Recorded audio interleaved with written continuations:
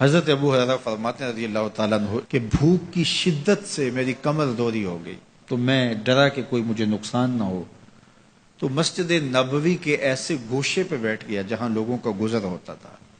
میرا خیال یہ تھا کہ کوئی شخص مجھے دیکھے گا اور دیکھ کر کے پہچان جائے گا کہ مسئلہ کیا ہے، لیکن جو بھی گزرتا سلام کر کے چلا جاتا، شاید اسے جلدی ہوتی، یا پھر ہستی پلکوں کے نیچے غم بھی پلتے ہیں، مگر کون دیکھتا ہے اتنی گہرائی میں۔ میں نے سوچا کہ ایک قدم اور آگے بڑھوں اور آنے والوں سے ہم کلام ہوں، جب میں ان سے بات کروں گا تو میرے لہجے سے وہ میری آواز کی شکستگی سے پہچان جائیں گے کہ میرا مسئلہ کیا ہے۔ تو کہتے ہیں حضرت عمر رضی اللہ تعالیٰ عنہ آئے، میں ان سے کوئی مسئلہ شرعیہ دریافت کیا، لیکن شاید انہیں بھی جلدی تھی، انہوں نے مسئلہ بتایا اور آگے بڑھ گئے۔ میں پریشان تھا کہ حضرت سیدنا صدیق اکبر رضی اللہ تعالیٰ عنہ آئے۔ میں نے ان سے بھی قرآنی آیت کے بارے میں سوال کیا، لیکن وہ بھی جلدی میں تھے اور انہوں نے بس آیت بتائی اور آگے گزر گئے۔ تو فرماتے ہیں کہ میں ایک عجیب کیفیت میں مبتلا بیٹھا تھا کہ ایک جانب سے روشنی اٹھی اور دل و قلب و نگاہ کا مرشد اولین آ گیا۔ تو کہتے ہیں حضور آ گئے، تو چونکہ میری عادت بنی ہوئی تھی کہ میں ہر آنے والے سے مسئلہ ہی پوچھ رہا تھا، تو میں نے حضور سے بھی مسئلہ پوچھ لیا۔ تو حضور نے میری جانب دیکھا اور پھر زیر لب مسکراتے ہوئے بولے، ابو ہریرہ بھوک لگی ہوئی ہے؟ میں نے کہا جی حضور مجھے بھوک لگی ہے۔ کہا میرے پیچھے آ جاؤ۔ حجرات اقدس کی قربت میں حضور پہنچے تو اہل خانہ کو آواز دی کچھ کھانے کے لیے ہے؟ تو انہوں نے کہا دودھ کا ایک پیالہ ہے۔ مجھے فرمانے لگے ابو ہریرہ وہ جو صفہ کے چبوترے پہ بیٹھے ہیں جاؤ ان کو بلا لاؤ۔ کہتے ہیں دودھ کا ایک پیالہ، اور مجھے تسکین ہوئی تھی لیکن 70 آدمی بیٹھے تھے وہاں۔ خیر حکم تھا، میں بلا لایا، میرے ہاتھ میں دودھ کا پیالہ دیا، کہا ابو ہریرہ دائیں سے شروع ہو جاؤ۔ اب میں ایک شخص کو پیالہ دیا اور دودھ کو دیکھنے لگا، اور وہ سیراب ہو کے گٹا گٹ پینے لگا، اپنی بھوک اور پیاس مٹا چکا، اور میں نے دیکھا کہ ایک قطرہ بھی کم نہیں ہوا۔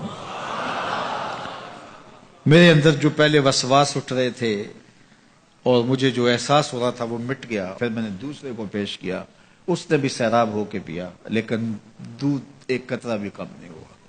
پھر میں نے تیسرے کو دیا، چوتھے کو دیا، 70 آدمی دودھ پی گئے، لیکن دودھ میں سے ایک قطرہ بھی کم نہیں ہوا۔ لگتا تھا رب نے اس دودھ کا تعلق حوض کوثر سے جوڑ دیا۔ تو حضور نے فرمایا ابو ہریرہ، میں نے کہا جی حضور۔ فرمایا کون باقی؟ میں نے کہا حضور ایک آپ باقی اور ایک میں باقی۔ تو فرمایا اب تم پیو۔ تو کہا کہ میں نے دودھ پیا اور خوب سیراب ہو کے پیا۔ حضور نے فرمایا اور پیو، میں نے اور پیا۔ پھر فرمایا اور پیو۔ میں نے کہا مجھے قسم ہے اس ذات کی جس نے آپ کو حق کے ساتھ مبعوث کیا ہے، میرے میں ایک قطرے کی گنجائش بھی نہیں ہے۔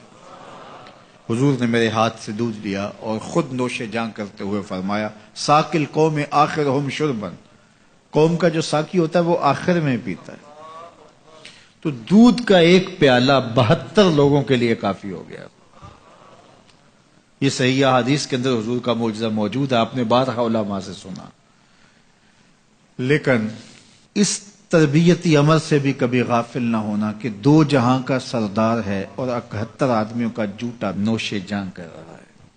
آج جب دولت پھیل رہی ہے، لوگوں کے پاس وسائل زیادہ ہوتے چلے جا رہے ہیں، تو ان کو ایک دوسرے سے گھن آنا شروع ہوتی ہے، برتن الگ ہوتے چلے جاتے ہیں۔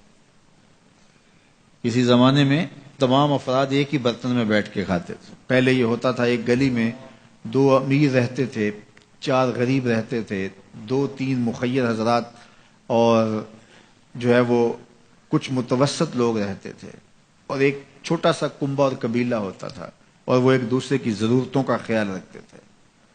پیسے زیادہ آ گئے تو اب امیروں کو اس گلی سے گھن آنے لگی، تو وہ وہاں سے نقل مکانی کر گئے، انہیں وہاں رہنا اچھا نہیں لگتا۔ یہ بات ذہن میں رکھیے گا کہ ہمارے دین نے ہمیں ایک دوسرے کے دکھ بانٹنے کی تلقین کی ہے، ایک دوسرے کے قریب ہو کے رہیں اور ان کی ضرورتوں کا خیال رکھیں۔ اپنی استطاعت کے مطابق کسی کی عزت نفس کو نقصان پہنچائے بغیر شہرت، ریا اور کسی اس طرح کی مرض کو اپنے قریب جو ہے وہ نہ آنے دیں، اور لوگوں کی اس مخفی انداز سے مدد کریں کہ ان کی ضروریات پوری ہوں۔ بلکہ میرے حضور نے ارشاد فرمایا، جس شخص نے صدقہ کیا اور اتنے مخفی انداز میں کیا کہ جو دائیں نے خرچ کیا بائیں کو خبر نہیں ہوئی، جب بائیں کو خبر نہیں ہوئی تو ہمسائے کو خبر کیسے ہوگی؟ لیکن یہاں تو 7 اخباروں میں خبر چھپتی ہے کہ فلاں صاحب نے فلاں غریب کی بیٹی کی شادی کی ہے۔ ذرا سوچ، اگر یہاں تیری بیٹی کھڑی ہوتی تو تیرا روح سخن کیا ہوتا؟ لوگوں کی غربت کا مذاق نہ اڑاؤ، لوگوں کے جذبات سے کھیلو نہ۔ اللہ نے اگر آپ کو کچھ عطا کیا ہے تو پھر لوگوں کی ضرورتوں کو پورا کرو، لیکن ان کے جذبات سے مت کھیلو اور لوگوں کی ضرورتوں کا پورا خیال رکھو۔